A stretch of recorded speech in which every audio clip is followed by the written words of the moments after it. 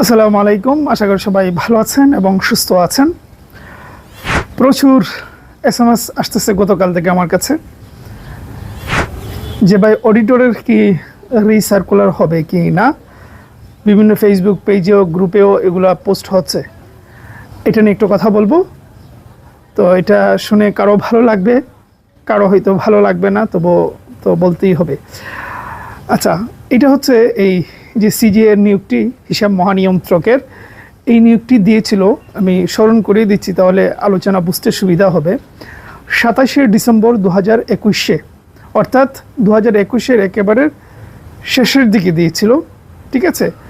এবং আবেদন ছিল 27 তারিখ, মানে জানুয়ারি 27 তারিখ পর্যন্ত, এক মাস দিয়েছিল তারা 22-এর। তাহলে একেবারে 21-এর শেষ আর 22-এর শুরু, সেই হিসেবে আজকে পর্যন্ত হিসেব করলে মোটামুটি 5 বছর অলরেডি হয়ে গিয়েছে। এই পুরাতন 5 বছরের একটা নিয়োগ রিসার্কুলার হবে কি হবে না, এই পর্যায়ে দাঁড়িয়ে আছে। এটা আসলে খুব হতাশাজনক। প্রথম হতাশা হচ্ছে এই জন্য যে এটা তারা গত 5 বছর পরীক্ষা নেয় নাই, মানে এটা নিয়ে যে কি পরিমাণ খেলা তারা খেলেছে। তারা রমজানে পরীক্ষা নেবে, এটা আমি আপনাদেরকে জানিয়েছি, অনেকেই হয়তো আপনাদেরকে বলছো। রমজানে তারা একটা উদ্যোগ নিল, পরীক্ষা নেবে, তারপর যে কোনো কারণে হয়তো তারা নাই। পরে শুনলাম যে এটা এপ্রিলে, মেতে, এর যে কোনো মাঝামাঝি একটা সময় তারা, উপযুক্ত সময় তারা নেবে। এটা কাজ তারা করতেছে, ড্রাফটিংয়ের কাজও তারা শেষ করে ফেলছে। কিন্তু সেই পর্যায়ে এসে এই একটা সংবাদ শুনতে হচ্ছে, মানে গভর্নমেন্ট কোন দিকে কি করতে চাচ্ছে, পুরো জগা খিচুড়ি বিষয়টা হয়ে যাচ্ছে। দেখেন, রিসার্কুলার হবে কি হবে না, এটা এখন পর্যন্ত কেউ নিশ্চয়তা দিয়ে বলতে পারবে না। একটা আওয়াজ উঠেছে এইটুকুই, কিন্তু ডকুমেন্টারি কেউ বলবে না যে রিসার্কুলার হবে বলে।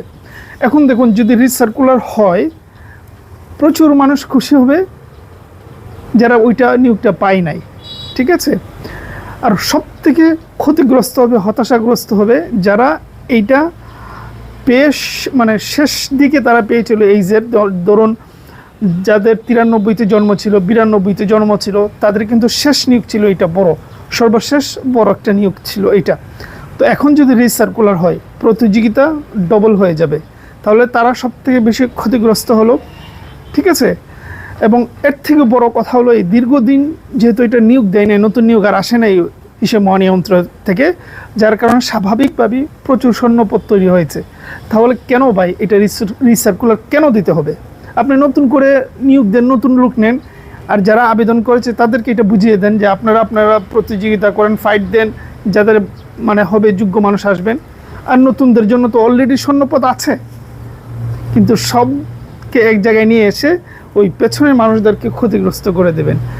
এটা আসলে মানে কোনোভাবেই লজিক্যাল না, এটা একেবারে অন্যায়, অবিচার যদি রিসার্কুলার হয়। আবারও বলতেছি, রিসার্কুলার হবে এরকম ডকুমেন্টারি এখন পর্যন্ত কোনো তথ্য নেই, কারো কাছে নেই। শুধুমাত্র একটা আংশিক আওয়াজ উঠেছে একজনের একটা বিবৃতির কারণে। সব কিছু মিলিয়ে একটু অপেক্ষা করতে হবে, আগামী কয়েকদিনের ভেতরে হয়তো এটা ক্লিয়ার হয়ে যাবে। তো যারা জানতে চাইছিলেন, আপাতত এইটুকুই, এর বেশি কিছু নয়। তবে রিসার্কুলার হোক, আর রিসার্কুলার দিলে তো এটা আবার নতুন করে সার্কুলার, প্রচুর মানুষ প্রতিযোগিতা তৈরি হবেন। যেটা শুরুতে বললাম, কষ্টজনক পুরাতনদের জন্য, আর নতুনদের জন্য তো এটা বাড়তি সুযোগ। নতুন হোক আর পুরাতন হোক, পড়াশোনা করেন, রিসার্কুলার হোক বা পরীক্ষা হোক, যেটা হোক তো হবেই, ঠিক আছে। সেইভাবে পড়াশোনা করতে পারেন, নিজেকে তৈরি করেন। নতুনদের জন্য তো এটা আশীর্বাদই, এই যে বাড়তি সুযোগ। তবে পুরাতনদের জন্য এটা কষ্টদায়ক, কোনো সন্দেহ নেই। ভালো থাকবেন, সুস্থ থাকবেন।